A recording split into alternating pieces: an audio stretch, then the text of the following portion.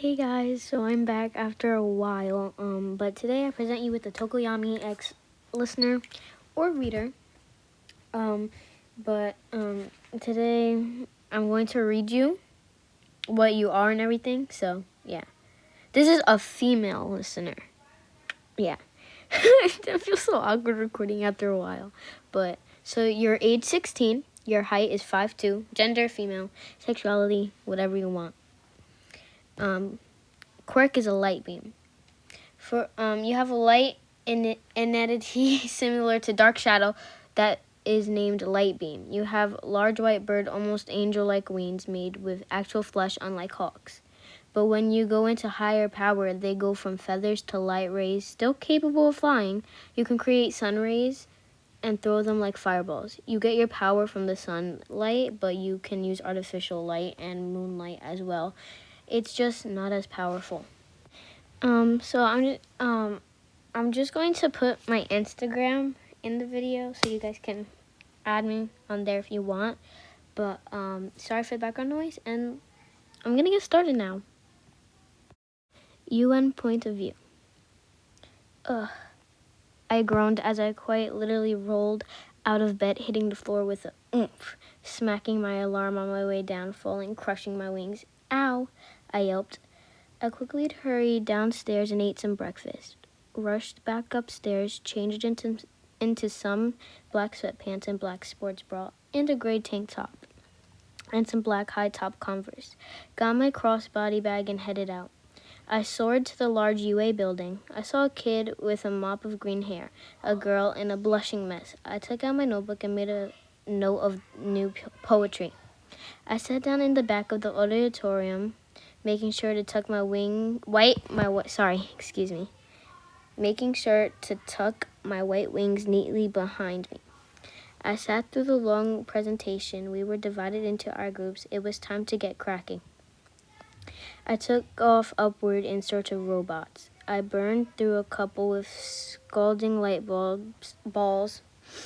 Light beam came out and protected our weak spots, immobilizing some robots in the meantime. I thanked her and flew downwards, landing safely, and helping some kids who seemed injured into a secure area. Then proceeded to slice more robots with concentrated light beams by clapping my hand together and slicing. Then I landed lightly, winded, but I consulted light beam, and she saw a robot and punched it away. I thanked her, but she pushed away and screamed, "Dead kid!" I saw the boy from earlier with blued broken arms. Without thinking, bolted upwards and caught him and floated downward. As the bell chimed, signaling that the test was over, so I kept him in my arms and brought him to the nurse's office. Next came the one long week of agony and waiting. My grandma noticed my extra anxiety, and we went to a spa and got facials and mani-pedis. Then 3 days later, the mail came, and I grabbed the small envelope addressed to me from UA. I tore into my room and ripped it open. A small hologram fell out, a sheet of folded paper that read, "After watching a hologram of All Might," came up, explaining my score. "Young, your last name.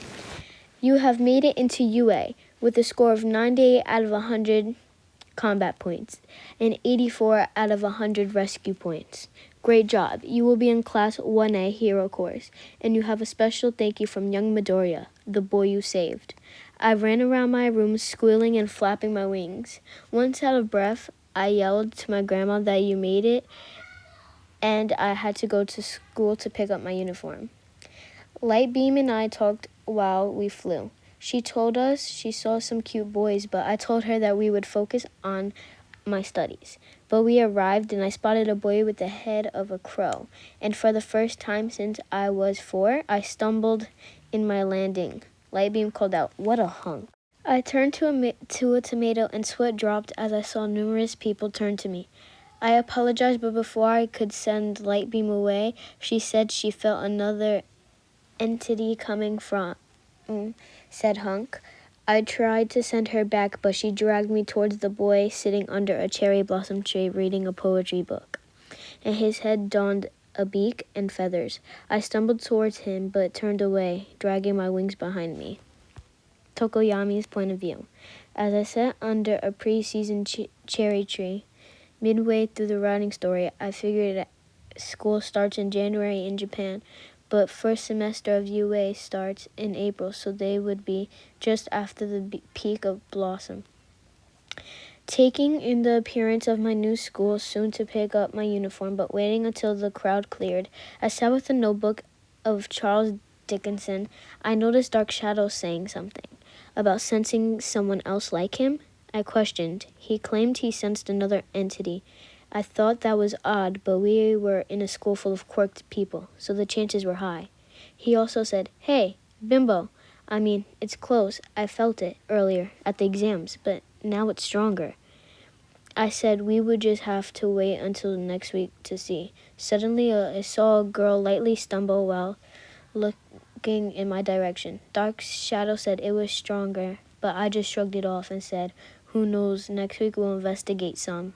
Then proceeded to continue reading my literature. Lead time skip. Your point of view again. I woke up early for the first day of school. Zipped out of my room and into the shower. Had a relaxing shower to settle my nerves. Then ate the biggest breakfast I could. I headed out the door while saying goodbye to my grandma. As I walked to school, I let light beam be out so she could absorb the light energy, and we could converse since she can be very needy. She sighed as I gave myself one of those be cool talks. She reassured me and went back into my torso. As I walked into the towering gates of UA, I hurriedly walked into the building searching for Class 1A. I asked a boy with pointed ears who quietly stuttered out, down the hall to the left. I bowed and walked away, turning the soft, reassuring smile I gave him into a face of pure anxiety. My face then lit up as I saw the large 1A doors. I then melted back into anxiety.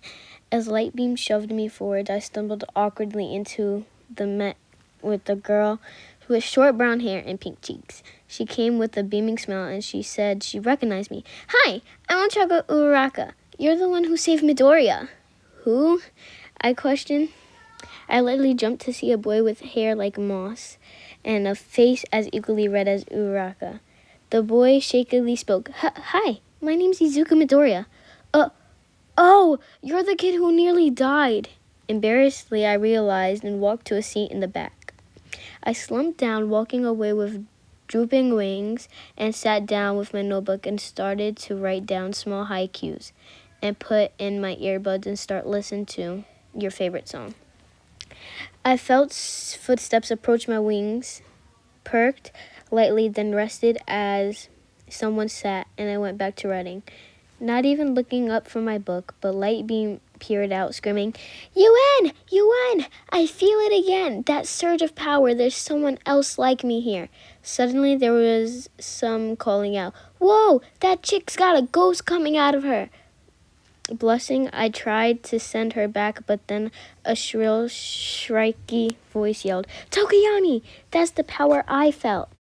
I turned to the crow-headed boy with the black crow-like shadow like mine.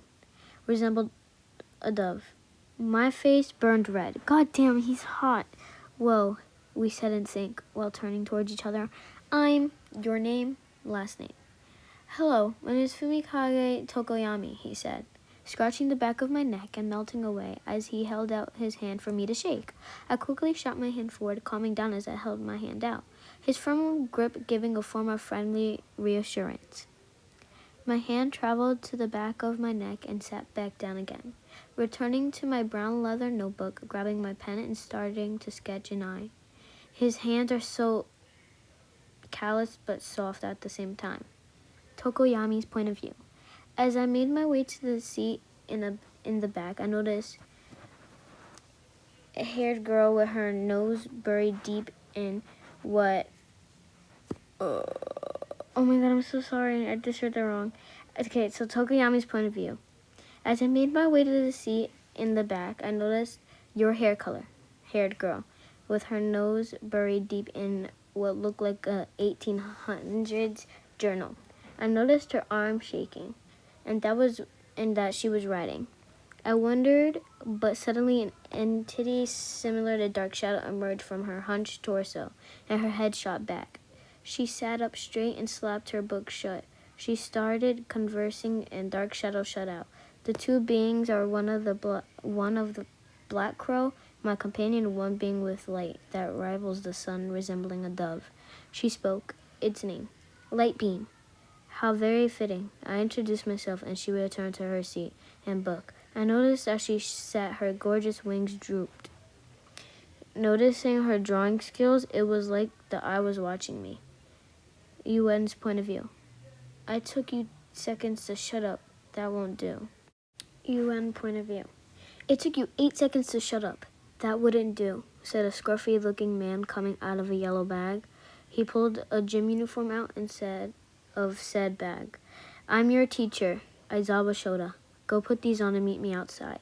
I quickly grabbed one and scurried off to the changing room, happy to be out of the short skirt.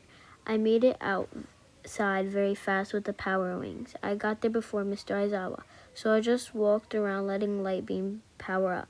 Once everyone arrived, our teacher ordered some angry kid to throw a ball. He used an explosive quirk and sent it flying over 700 meters.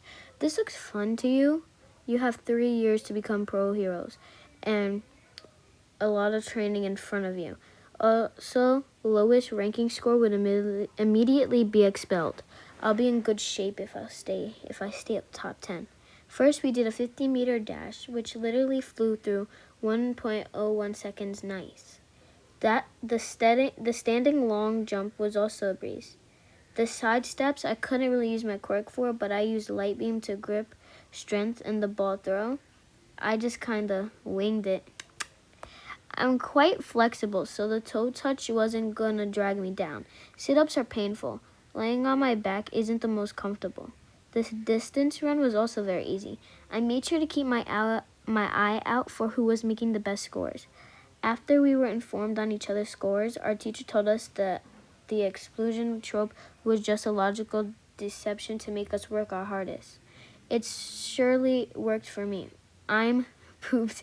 I collected the syllabus and headed home, taking a shower and crashing to bed. The next morning, I zipped out of bed, sitting down at the table with my grandmother. Her quirk was melody. She could calm someone down from anything, so she hummed me a gentle tune in between bites. I went back upstairs and threw on my uniform and walked downstairs, hugging my grandma goodbye, and then walking out the door, then immediately taking flight to school, my satchel flapping around. I landed before the gate swinging my student ID and headed to homeroom. I sat down, and before I could take out my sketch pad, a girl with a black ponytail approached me. I don't believe I formally introduced myself. My name is Momo Yayurozu. Your first name and your last name, you respond. I approached you because I'm curious how you put your jacket and shirt on. How does that work? Oh, it's really simple. When my jacket arrived, I cut 2 holes so the joint could move comfortably. Then I take my scissors straight down the back below these holes and attach zippers to the front side. But since they're really small ones that are on dresses, my gym uniform had to be altered by the school. I can show you in the locker room next time we have to change. Thank you for the clarification. I may take you up on that offer. It was lovely to meet you. Take your seats, our homeroom teacher lazily demands. This is how classes will work. You'll have standard classes like math and English in the morning. Then after lunch, you'll have hero training. The day dragged in slowly, having to sit through President Mike's rock and roll English class. Ectoplasms. Oh my god, I said his name wrong. I'm so sorry. Math class, history of midnight, and literature with Cementos. But when lunch finally rolled around, my brain was fried, and I need to take a serious break to recharge. Where better to do that than outside? Once we were dismissed to lunch, I scurried to the cafeteria. I picked up my delicious lunch from Pro Hero Lunch Rush and headed outside. I took in the warm and breeze, dancing through the small, delicate blossoms and the scent of the breeze as well. It inspired my writing to tell the tale of Just ask her, a shrill voice came. Is someone there? I questioned, my voice laced with light concern and fear. Oh, shit! I turned to the opposite side of the tree to see the boy who had been the object of my daydreaming. My face was lightly dusted in a shade of pink, tugging lightly on the few strands of your hair that had escaped my two French braids. If you have short hair, just your hair. I could see his beak tinting with maroon, and his hand also traveling to his nape. All of a sudden, light beam burst out of my stomach so forcefully that she opened some of the buttons of my jacket, popping open. I blushed as I reclosed myself as Lightbeam started to speak in her normal, angelic voice. This is the boy you've been thinking about, the one with the entity similar to me? The two connected crows turned. The shrill voice called out, Hey, there's the girl with white version of me. The two beings started conversing, but I blocked out the conversation as my own started. Hello, I'm Fumikage Toko. I remember. Sorry, that was rude. Do you remember who I am? Yes, you are. Your last name? I remember our interactions very distinctly. Very well. If you excuse me, Lightbeam and I will be returning to our luncheon. With that, I went to join my sit-down where my lunch had been placed in the grass, consisting of rice, chicken, and broccoli. Or so I had hoped, but Lightbeam pushed me back, saying, Oh, no, you don't. With that, she pushed me into Tokoyami and warmth radiating from his chest as we toppled backwards, falling on top of him into the ground. My wings took a motion and lifted me upwards, grabbing his wrist and pulling him up to stand him up, and landing as he regained his balance fully. Your wings, they're incredible. May I ask some questions? My face feels very warm. Please don't ask to touch them. This is embarrassing. Answer, woman. You're not an owl, you're a chicken. As long as I am able to ask you some as well. With that, I returned to my lunch seat, tucked in between the two larger roots, my poetry book tucked next to my hip. The boy sat in front of me, then the boy spoke. Well, if you do not find it rude, what is your quirk? My quirk is called Lightbeam. It is the entity that floats from my torso now. My wings are a quirk mutation that are fully functional, but when I overuse the beams of light from my hands, you're showing him a glowing beam of light from your hands. My wings glow with a light that rivals the sun. I also connect energy to make burst, and light beam collect energy from the sun as well. What an incredible quirk and explanation. The boy spoke with a gleam of light in his crimson eyes. Well, what's your quirk? It's called Dark Shadow. The demon-like entity that is coming from my stomach is my protector. As for my bird head, I'm not certain if it is a side effect, genetic mutation, or simply my genetic heritage. Oh, I understand now, I said softly, mostly breath. His body seemed to be lightly stiffened as he shakily and quietly asked, Can I touch them? With that, I stiffened. Which one of them? I timidly asked. I could see the light pigmenting of pink turning to blood maroon. Your wings. He said, Fuck. Well, it's better than my tits. Hesitantly, I took a shaky breath. I exhaled and started to turn myself, slowly turning my body so I sat on my knees facing the tree and gently pushed one of my wings outwards. I could feel the air of his hands travel towards my extremity and the heat of his hands lightly stroking the ivory feathers that rested delicately amongst my back. So soft, he breathed out. His breath moving against my feathers made them ruffle up. My face turned red as I said, May I touch your feathers? His hands retreated to his chest, curling almost to a fist, but stopping when he stroked his palm, attempting to absorb the feeling and save it. I turned, slowly reaching my hand to his feathered cheek, cupping it lightly, the ghostly grazing his face and stroking upwards on his beak. The pigmentous returned. I am so slow. I didn't pronounce that right. So smooth. Your beak is so smooth. and your feathers might as well be softer than mine." With that, the bell chimed, signaling lunch to be over. I slowly stood up, grabbing my tray. Returning to the classroom, I sat in silence and continued to regular school. I sat anxiously in my seat, waiting for hero training to begin. This class was the class that we needed to put all our energy into. Suddenly, the door burst open, and we saw All Might. "I am here!" Entering like a normal person. Holy crap, All Might is our teacher? That's his Silver Age costume. So retro. It's true that the suit makes the hero, so here are the designs submitted by you. All Might's voice boomed. He pressed the button and the wall opened up, revealing our costumes. I patiently waited until the original crowd cleared out, and I excitedly grabbed my case and scurried to the changing room. First, I disrobed completely, except my strapless bra. I hid my body behind my wing, though. Then I slid on the low back of the shoulder ridiculously high. I legged bodysuit off the shoulder ridiculously high again. Pulled it over my body. I grabbed my socks and that had the brass technology for extra support. I pulled on a buttoned up my extremely low-rise pants, lacing on my custom-designed combat boots. I then clicked on my slouched belt, attached my choker, putting my mask and sliding on my glasses, and made sure my braids were nice and tight. "Wow, you look so good," a girl with pink skin and black and yellow eyes shrieked. She wore a dark turquoise full-length bodysuit, but it was strapless and had a white eye mask and fur vest. "Oh, hello. My name is..." "Your first name and last name." "I'm Mina Ashiro," she cheered. "I guess I should introduce myself too, Ribbit. My name's Suyu Asui, but you can call me Sue, Ribbit." A girl in a skin-tight green suit approached us. "I'm Kyoka Jiro," a girl wearing a rocker outfit, and joined the group. "I'm Ochako Uraka. And lastly, my name is Momo Yayurozu."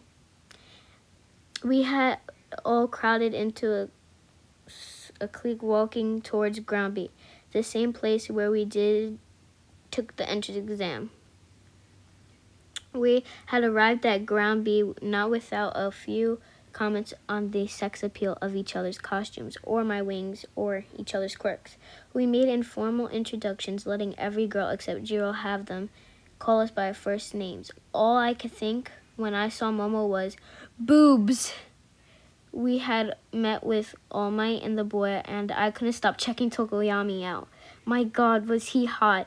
We had been introduced to our first lesson, which was Hero Villain, 2v2 mock urban battles. We had drawn lots, which a tall boy with glasses and skeptic of. Once drawn, I was paired with the boy with a large tail. He wore a gi with fur accents. "Hi, my name's..." "Your first name, last name?" "You can call me Yuen, though." I held my hands clasped behind my back. "I am so sorry if I pronounced this wrong. I'm not going to say his name. Ojiro." He greeted with a handshake, which I accepted. "I'm guessing your quirk has something to do with your tail?" "Yep, my quirk's called Tail. It's super strong." Slapped it against the ground, then lifted his whole body weight on it. "Can you explain your quirk? The wings are pretty obvious, and I saw the ghosting, but it would help if I knew more." "Sure," I cheered. I showed him my hands glowing and explained how your quirk works and how you drew your energy. The first group went up, which was Midoriya and Uraraka versus Bakugo, the explosive boy, and Ida, the uptight skeptic. It started calmly. We got the rules while the kids were mapping out the scenery. After 5 minutes, Team A entered and got ambushed. After a very short period of time, Izuku covered, letting Ochako escape and evading Bakugo's attack. Bakugo caught up to Izuku while Choco found Ida and hid. The fight between the two boys continued, and Bakugo released an attack that would have killed Izuku, so All Might had ordered him to seize use of his gauntlets. They fought until Midoriya was half dead. Ochako was clinging onto the bomb. Midoriya, having used his quirk, had broke some bones and was taken to Recovery Girl. Excuse me. Next up was us. My wings kept doing small, excited Flappy as we walked into the building, hiding our bomber and choosing to guard it. We should be careful. Todoroki got in on recommendations, and Shoji scored 540 kilos on the grip strength test and could grow body parts on his 6 arms. Yeah, we should never underestimate our opponents. Okay, shh. I suddenly felt the ground rumble, and before I knew it, my feet were frozen. I defrosted them, but before I could get to help Ojiro, Todoroki opened the door, followed by Shoji. I let light beam bust out, shoving them back. There was plenty of sunlight, so I was able to have plenty of power. She held them off long enough for me to defrost my partner's feet. Once free, we have to guard, but Todoroki froze our entire bodies up to our necks. Shoji touched the bomb, signaling at the end. I was shivering. Hi guys, meet to the end of the video. This video's longer than I expected, but it would mean a lot if you guys can go follow my Instagram. It's been showing on the screen the whole time. I just wanted you guys to go add me on there. I post sneak peeks on there and stuff, and there might be a face reveal on there. I don't know if I'm gonna do it yet. Maybe, I don't know. But yeah, hope you guys enjoyed this Tokoyami ex-listener. Somebody did want me to do a Tokoyami video, but I didn't find they wanted me to do a Tokoyami 7 Minutes in Heaven one, and I tried creating one. I just didn't like how it went, so I just looked for a Tokoyami fan fiction on Wattpad. So I just read that one. I'll leave the I hope you guys enjoyed. It's just I haven't posted in a while, so yeah. Oh, and Happy New Year 2021. First video of 2021. Strange feeling. I don't know why, but bye guys.